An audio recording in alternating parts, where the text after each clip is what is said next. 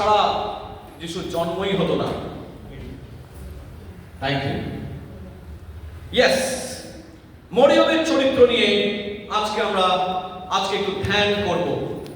মরিয়মের চরিত্রে যদি আমরা দেখি মথি লিখিত সুসমাচার তার 1 অধ্যায় 18 থেকে, সেখানে প্রভু যিশুর জন্ম বৃত্তান্ত দেওয়া হয়েছে, জন্মের বিবরণ। যিশু খ্রিস্টের জন্ম এই রূপে হইয়াছিল, তাহার মাতা মরিয়ম যোসেফের প্রতি বাগদত্তা হইলে তাহাদের যোসেফের পূর্বে জানা গেল তাহার গর্ভ হইয়াছে পবিত্র আত্মা হইতে। আর তার স্বামী যোসেফ ধার্মিক হওয়াতে ও তাহাকে সাধারণের কাছে নিন্দার পাত্র করিতে ইচ্ছা না করাতে গোপনে ত্যাগ করিবার মানুষ করিলেন। কিন্তু এই সকল ভাবিতেছেন, এমন সময় দেখো প্রভুর এক দূত স্বপ্নে তাহাকে দর্শন দিয়া কহিলেন, যোসেফ দাউদ সন্তান, তোমার স্ত্রী মরিয়মকে গ্রহণ করিতে ভয় করিও না, কেননা তাহার গর্ভে যাহা জন্মিয়াছে তাহা পবিত্র আত্মা হইতে হইয়াছে। আর তিনি পুত্র প্রসব করিবেন এবং তুমি তাহার নাম যীশু ত্রাণকর্তা রাখিবে, কারণ তিনি আপন প্রজাদিগকে তাহাদের পাপ হইতে ত্রাণ করিলেন। এই সকল ঘটিল যেন ভাববাদী দ্বারা কথিত প্রভুর এই বাক্য পূর্ণ হয়। দেখো, এই কন্যা গর্ভবতী হইবে এবং পুত্র প্রসব করিবে এবং তাহার নাম রাখা হইবে ইম্মানুয়েল, অনুবাদ করিলে ইশিহার অর্থ আমাদের সহিত ঈশ্বর। আমেন। আপনারা হয়তো অনেকেই জানেন যে যখন আদি পুস্তক তার 3 অধ্যায়ে মানুষ প্রথম পাপে পড়েছিল, 3 অধ্যায় 15 পদে ঈশ্বর একটা ব্যবস্থা করে দিয়েছিলেন। 3 অধ্যায় 15 পদকে এই কারণে যারা আমরা মিশন সংক্রান্ত বিষয় পড়াই তখন আমরা বলে থাকি প্রথম সুসমাচার, ফার্স্ট গসপেল, বা গ্রিকে বলা হয় প্রোটো ইভাঙ্গেলিয়ন। প্রোটো শব্দের অর্থ হচ্ছে প্রথম বা ফার্স্ট। First gospel. কেন ফার্স্ট গসপেল? কারণ এখানে একটি বিশেষ বিষয় বলা রয়েছে। এটার মানে হচ্ছে যে নারীর গর্ভে, যারা লিখছেন তারা এমন এক সোসাইটিতে বিলং করতেন, এমন এক সমাজ ব্যবস্থার মধ্যে ছিলেন যে সেই সময় পুরুষতান্ত্রিক সমাজ, পেট্রিয়ার্কাল সোসাইটি, অর্থাৎ পিতৃতান্ত্রিক সমাজ। পুরুষতান্ত্রিক সমাজের মধ্যে নারীদের কোনো জায়গা ছিল না। কিন্তু ভীষণভাবে অবাক হতে হয় যখন 3 অধ্যায় 15 পদে বলছে যে নারীর গর্ভকে সেখানে ঈশ্বর গুরুত্ব দিয়েছেন। বলুন আমেন। আমাদের মধ্যে যদি সংখ্যা গণনা করা হয় তাহলে কাদের সংখ্যা বেশি আছে জানেন? মেয়েদের সংখ্যা বেশি আছে। আমি যে মণ্ডলীতে গেছি মেয়েদের সংখ্যা বেশি। সে এজি হোক, নন এজি হোক, ব্যাপটিস্ট হোক, মেথডিস্ট হোক, সিএনআই হোক, ইন্ডিপেন্ডেন্ট চার্চেস হোক, সমস্ত মণ্ডলীতেই আমি দেখেছি মহিলাদের সংখ্যা, মায়েদের সংখ্যা, বোনদের সংখ্যা বেশি। সেই কারণে ঈশ্বর কিন্তু মায়েদেরকে, বোনেদেরকে সম্মান দেন। বলুন আমেন। আর সেই কারণেই আমাদেরও মায়ে এবং বোনেদেরকে সম্মান দিতে হবে। এই কারণে সারা পৃথিবীর মধ্যে ওমেন এমপাওয়ারমেন্টের ব্যাপারে কথাবার্তা চলছে, আলোচনা চলছে, চর্চা চলছে। এবং ঈশ্বর এখানে তিনি বললেন 3 অধ্যায় 15 পদে কি বললেন? তিনি বললেন নারীর গর্ভে। সেই নারীর গর্ভ কোন নারীর গর্ভ? মরিয়মের নাম কিন্তু তখন আসেনি। তিনি শুধু এটাই বলেছেন যে নারীর গর্ভে। তার মানে প্রভু যিশু নারীর গর্ভকে তিনি ব্যবহার করবেন। ঈশ্বর নারীর গর্ভকে তিনি ব্যবহার করবেন। সেই নারীর গর্ভের মধ্য দিয়ে প্রভু যিশু চিরুতি জাতির মধ্য দিয়ে তিনি জন্ম নেবেন। আজকে সেই ভাববাণী পরিপূর্ণ হতে চলেছে। কোথায়? এই মথি লিখিত সুসমাচারের 1 অধ্যায় 18 পদের পর থেকে ঈশ্বরের বাক্য বলছে যে পবিত্র আত্মা যখন তার সহবাসের পূর্বে জানা গেল যে তিনি গর্ভ হইয়াছে। তার মানে এই যে নারীর গর্ভে যে সন্তান আসবে, মরিয়মের গর্ভে যে যিশু জন্মাবেন, এটা কোনো তাৎক্ষণিক ঘটনা নয়। এটা একেবারে পূর্ব পরিকল্পিত, ঈশ্বর নির্ধারিত এবং তার সময় অনুসারে। গালাতীয় তার 4 অধ্যায় 4 পদে বলছে সময় সম্পূর্ণ হইলে, in the fullness of time God sent forth his son Jesus, তার প্রিয় পুত্র যিশুকে তিনি পৃথিবীতে পাঠালেন কাল সম্পূর্ণ হইলে। এবং তিনি কিভাবে পাঠালেন?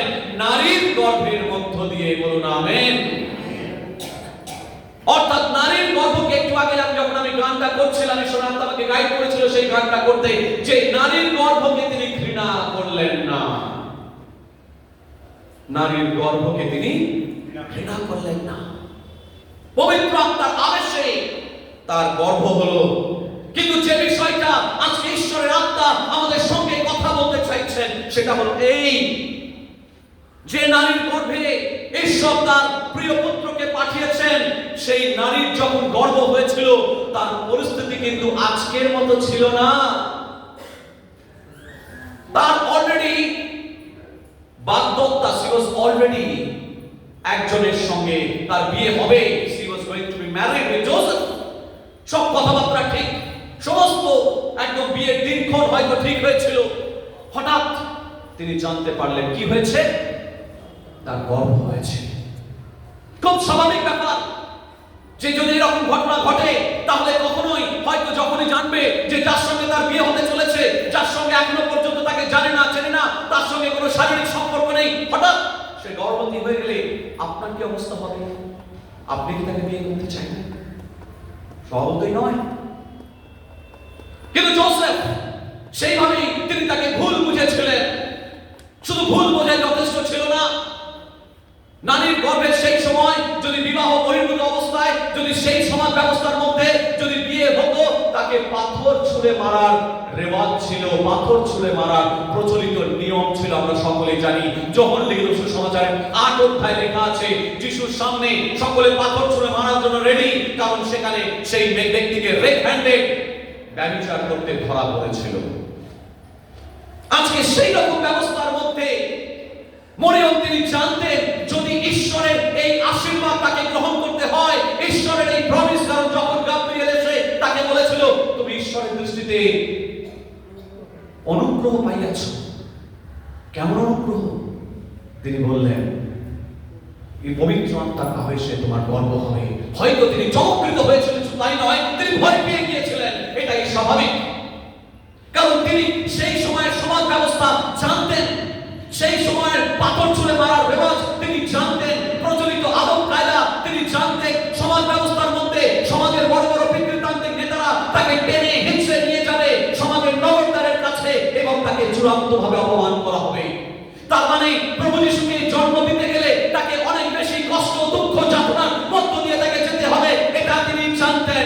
তথাপি তিনি বললেন যেমন ভাবে তোমার দাসীকে তুমি মনোনীত করেছো তাই হোক বলি আমেন। সেই কথাটা আজকে বলাটা যতটা সহজ, সেই সময় কিন্তু সেই বিষয়টা বলাটা অতটা সহজ ছিল না। আজকে প্রভু বলছেন যে যেমন ভাবে সেই মরিয়ম তিনি সমস্ত চ্যালেঞ্জকে মাথায় নিয়ে, সমস্ত চ্যালেঞ্জকে উপেক্ষা করে, সমস্ত কঠিনতাকে স্বীকার করে তিনি যিশুকে জন্ম দেওয়ার জন্য তিনি রাজি হয়েছিলেন। আজকে 2024-এ আমাদেরকে প্রস্তুত থাকতে হবে, সমস্ত চ্যালেঞ্জকে উপেক্ষা করে, সমস্ত কঠিনতাকে স্বীকার করে যিশুকে আমাদের জীবনের মধ্য দিয়ে জন্ম দিতে হবে। যদি যিশুকে জন্ম দিতে না পারি তাহলে জন্মদিন পালন করা হবে না। কোন জীবনে যদি জন্মই না হয় তাহলে আপনি কার জন্মদিন পালন করবেন? বছরের পর বছর সেলিব্রেশন হচ্ছে, বছরের পর বছর মণ্ডলী সাজানো হচ্ছে, বছরের পর বছর কেক কাটা হচ্ছে, বছরের পর বছর বিভিন্ন ধরনের সমস্ত রকম কিছু করা হচ্ছে, ফেস্ট হচ্ছে, সমস্ত কিছু হচ্ছে, কিন্তু যিশুর জন্ম হয়েছে কি?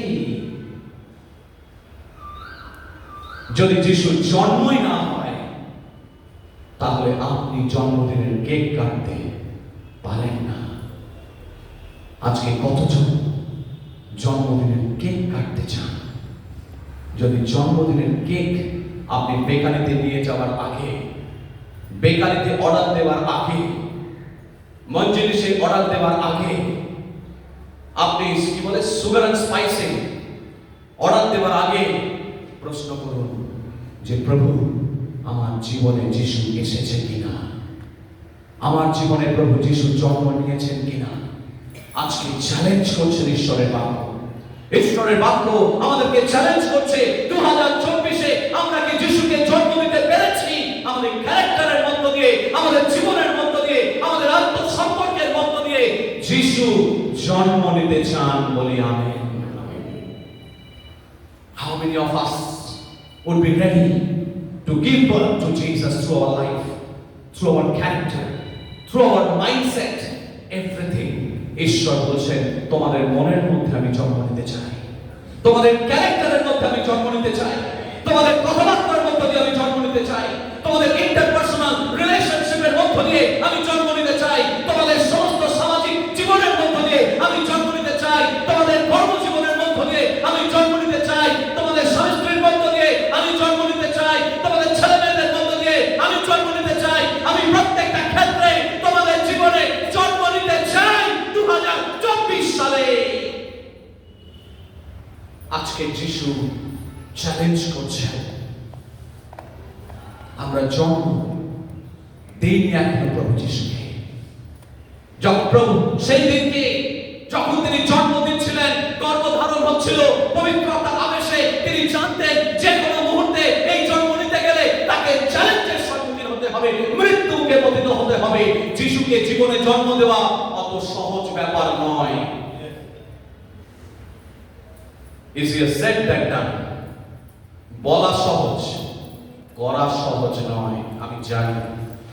তবু আজকে ঈশ্বর আজকের প্রথম দিনকে তিনি বলছেন যে যদি তোমরা জন্মদিনের কেক কাটতে চাও, কেকের অর্ডার দিতে চাও, তাহলে তার আগে তোমাদের জীবনে স্থির করো যে এই বছরে তোমরা আমাকে জন্মদিনে পালন করার আগে জন্ম দেবে কিনা। ঈশ্বর আমাদের অন্তরে থাকতে চান। তিনি আপনার বাড়ি ঘরে নয়, কত বড় আপনার বাড়ি আছে সেটা বড় বিষয় নয়, বা কত ছোট বাড়ি আছে সেটাও বড় বিষয় নয়। যিশু আপনার হৃদয় বাড়িতে থাকতে চান, আপনার অন্তরে থাকতে চান। আপনার অন্তরকে যদি তিনি খুলে দেন, তিনি বলছেন আমি দাঁড়িয়ে রয়েছি তোমাদের দ্বারে, যদি তোমরা খুলে দাও তাহলে আমি তোমাদের মাঝে প্রবেশ করব, আমি তোমাদের মাঝে আমি ঢুকবো, আমি তোমাদের সঙ্গে ভোজন করব, পান করব। আপনি যিশুকে বাইরে দাঁড় করিয়ে রাখলেন। একজন ব্যক্তি তার জন্মদিন পালিত হচ্ছে, একজন বৃদ্ধ বয়স্ক লোক তার জন্মদিন পালিত হচ্ছে, চারিদিকে লোকজন চারিদিকে এসেছে, আনন্দ উল্লাস হচ্ছে, ঘর বাড়ি সাজানো হয়েছে, সকলে ভালো ভালো বিরিয়ানি সমস্ত রান্না হচ্ছে, চারিদিকে গন্ধ মোমো করছে। আর সেই বৃদ্ধ বয়স্ক লোক যার জন্মদিন উৎসবে তার খুব অসুস্থ, ভালো করে ড্রেসও পরেনি, একটা কোন রকম একটা ফতুয়া পরে খুব খুব করে কাশছে, তাকে মাফলার টাফলার জড়িয়ে একটা ঘরের মধ্যে বন্দি করে রাখা হয়েছে। এবং তারপরে তাকে তার জন্মদিন পালিত হচ্ছে। এদিকে তার ছেলে আসলো, এসে কি একটা আনতে আসলো, এসে আসার পর বলছে বাবা আমার হঠাৎ করে যেন বুকে শ্বাসকষ্ট হচ্ছে, আমার ওই ইনহেলারটা দাও তো। বলো বাবা তুমি না কাজের সময় বড় ডিস্টার্ব করো, পরে দেখছি, তুমি রাখো, বসো আমি আসছি বলে চলে। জন্মদিন পালিত হচ্ছে। এদিকে যখন জন্মদিন চারদিকে লোকজন এসছে এবং ছেলেরা সব গান টান লাগিয়ে ডিজে লাগিয়েছে এবং ডিজে লাগিয়ে টিকচাকা হচ্ছে, নাচছে, খুব নাচানাচি হচ্ছে, খুব নাচানাচি হচ্ছে, সবাই নাচছে নাচছে নাচছে। বাবার প্রেসার বেড়ে গেছে, জন্মদিন পালিত হচ্ছে এবং নাচানাচি করতে করতে দেখা গেল যে সেই ডিজের আওয়াজে বুকে ধাক্কা লাগলো এবং massive heart attack, cardiac arrest. কখন যে মৃত্যুর মুখে ঢলে পড়েছে তা জানে না। তারপর লোকেরা যখন তার জন্মদিনের উপলক্ষে আসলো, এসে যখন তাকে জন্মদিন শুভ জন্মদিন বলবে, দরজা খুলেছে, বাবা বসে আছে চেয়ারের উপরে, বসে আছে চেয়ারের উপরে, বসে থাকতে থাকতে বাবা দেখো তোমাকে সবাই শুভ জন্মদিন বলতে এসছে, ওঠো। বাবা উঠছে না, বাবা উঠছে না, বাবা উঠছে না, সবাই কাঁদছে, ওঠো, উঠছে না। যেই একজন ধাক্কা মেরেছে পড়ে গেল। শুভ জন্মদিনের জায়গায় দেখলো কি মৃত্যু ঘটেছে। প্রিয় ভাই বোন, আপনার জন্মদিন পালন উৎসব যেন যিশুর মৃত্যু না ঘটায়।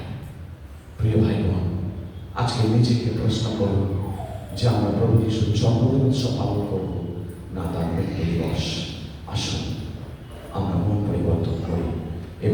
জন্মদিন উৎসবে প্রবেশ করি। যিশুকে জন্ম দিই, যিশুকে জন্ম দিই। আসুন আমরা চোখ বন্ধ করি, মাথা নত করি। Thank you Jesus. মঙ্গলময় ঈশ্বর, তোমায় ধন্যবাদ জানাই। প্রভু, তুমি আশীর্বাদ যত্ন করো। তোমার মঙ্গলময় হস্ত তুমি প্রত্যেকের উপরে বিস্তার করো। কৃপা দৃষ্টি তুমি প্রত্যেকের উপরে রাখো। আজকে যতজন প্রভু প্রভুর ভোজ গ্রহণ করবে, তারা যেন সিদ্ধান্ত নেয় যে প্রভু, আমরা যিশুকে জন্ম দেব, আমরা যিশুকে জন্ম দেব। এই প্রতিজ্ঞা নিয়ে আমরা তোমার নিজে অংশগ্রহণ করতে চাই। যিশু নামে।